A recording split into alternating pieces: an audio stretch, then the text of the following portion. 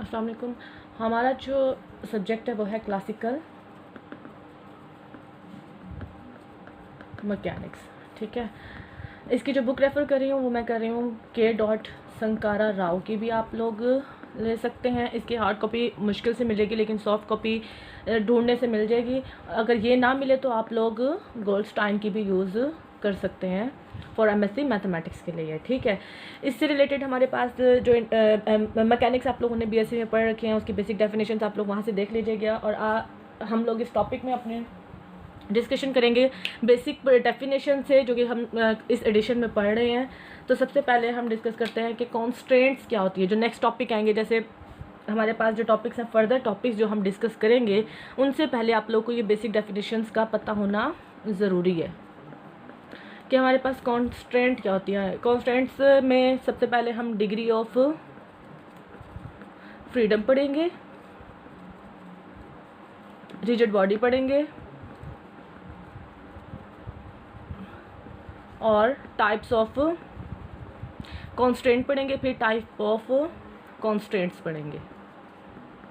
ठीक है, तो सबसे पहले आते हैं कि डिग्री ऑफ फ्रीडम क्या होती है। डिग्री ऑफ फ्रीडम हमारे पास से डेफिनेशन है, ये मैं इसको एब्रीविएशन फॉर्म में लिख रही हूँ। डिग्री ऑफ फ्रीडम के the number of independent motion of a particle. ठीक है, ये जो डेफिनेशन मैं यहाँ पे वीडियो में बता रही हूँ मैंने स्लाइड्स में नोट्स की सूरत में भी लिखी हुई हैं, वहाँ से आप लोग क्लियर लिखी हुई हैं, वहाँ से भी देख लेना। ये सिर्फ समझाने के लिए है वीडियो कि हमने जो डेफिनेशन लिखी हुई हैं उनका मतलब क्या है। ठीक है, तो डिग्री ऑफ फ्रीडम क्या होती है? The number of the independent motion of a particle, मतलब कि कोई पार्टिकल कितने इंडिपेंडेंटली मोशन कर सकता है, कितने इंडिपेंडेंटली मूवमेंट अपनी कर सकता है। ठीक है, हमारे पास एक पार्टिकल है, ठीक है ना, वो क्या होगा, उसकी या तो वो या तो वो एक्स एक्सिस के लॉन्ग होगा, या तो वो वाई एक्सिस के लॉन्ग होगा, या तो वो जेड एक्सिस के लॉन्ग होगा। या फिर क्या कर सकते हैं हम लोग, या तो हाइट के लॉन्ग हो सकता है, या विड्थ के लॉन्ग हो सकता है, या और क्या लेंथ के, विड्थ के और हाइट के कर सकता है। ठीक है, एक पार्टिकल हमारे पास एक्स एक्सिस है, वाई एक्सिस और जेड एक्सिस है। ठीक है, तो एक पार्टिकल के लिए कितने कोऑर्डिनेट्स रिक्वायर होते हैं? 3। एक पार्टिकल के लिए 3 कोऑर्डिनेट्स एक्स वाई जी रिक्वायर्ड होते हैं। ठीक है, तो इसका डिग्री ऑफ फ्रीडम कितना हो गया? For one particle degree of freedom is 3। फिर क्या हो जाएगा कि फॉर 2 पार्टिकल, 2 पार्टिकल होंगे हमारे पास, तो डिग्री ऑफ फ्रीडम क्या बन जाएगा? 3 इसके, तो डिग्री ऑफ फ्रीडम कितना हो जाएगा? 6 हो जाएगा। 3 पार्टिकल के लिए हमारे पास डिग्री ऑफ फ्रीडम कितना हो जाएगा? 9 हो जाएगा। इसी तरह up to so on n के लिए, पार्टिकल के लिए, n पार्टिकल के लिए हमारे पास डिग्री ऑफ फ्रीडम कितना हो जाएगा? 3n। ठीक है, ये तो थी बेसिक सी डेफिनेशन। डिग्री ऑफ फ्रीडम हमारे पास क्या होता है कि कोई पार्टिकल कितना इंडिपेंडेंटली जो है मोशन कर सकता है, जाहिर बात है। और एक कोऑर्डिनेट के लिए क्या होगा? डिग्री ऑफ फ्रीडम 3 होगा। 3 कोऑर्डिनेट्स उसमें होना ज़रूरी होते हैं। ठीक है, वो अलग बात होती है कि हम 2 डायमेंशन में देख रहे होते हैं या 1 डायमेंशन में देख रहे होते हैं, लेकिन एक पार्टिकल के लिए जो है 3 कोऑर्डिनेट होते हैं। आगे आता है हमारे पास कॉन्स्ट्रेंट्स क्या होती हैं। हमारे पास कॉन्स्ट्रेंट कहते हैं कि the limitation on the motion of the system are called constraint। ठीक है, राइटिंग से कॉम्प्रोमाइज़ कर लेना। क्या है कि अगर किसी सिस्टम के मोशन पर लिमिट लगा दें तो उसे क्या कहते हैं? कॉन्स्ट्रेंट कहते हैं।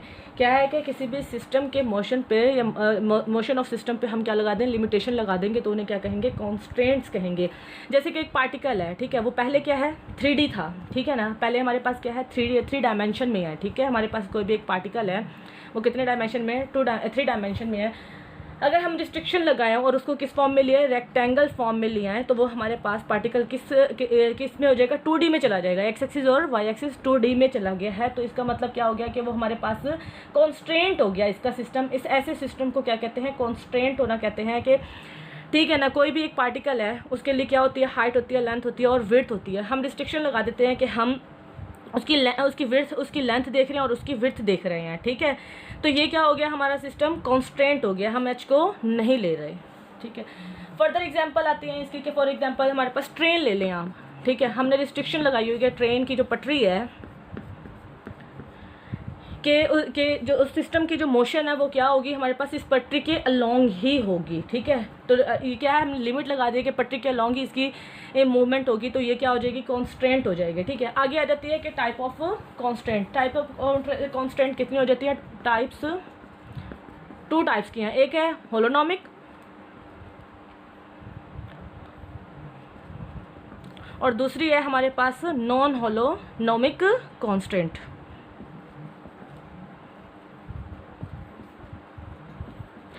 वन बाय वन इसको डिस्कस करते हैं। पहले आता है कि हमारे पास होलोनॉमिक कॉन्स्टेंट्स क्या होती हैं। होलोनॉमिक कॉन्स्टेंट्स वो क्या होती हैं,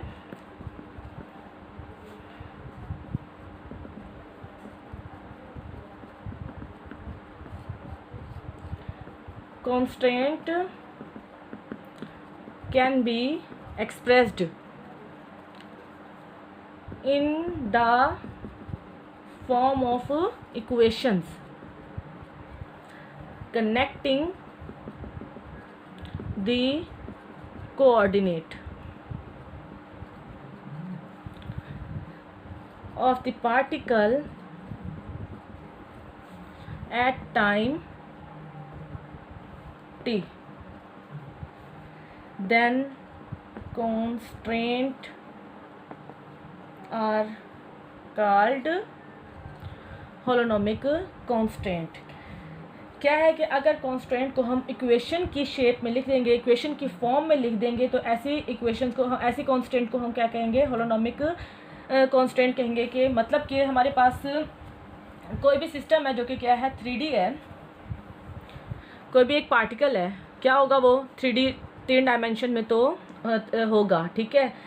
एक्स लॉन्ग एक्सिस होगा, वाई एक्सिस होगा, जेड एक्सिस होगा, तो इसको क्या कहेंगे हम, कॉन्स्टेंट कहते हैं। इस होलोनॉमिक कॉन्स्टेंट से रिलेटेड एग्जांपल है हमारे पास,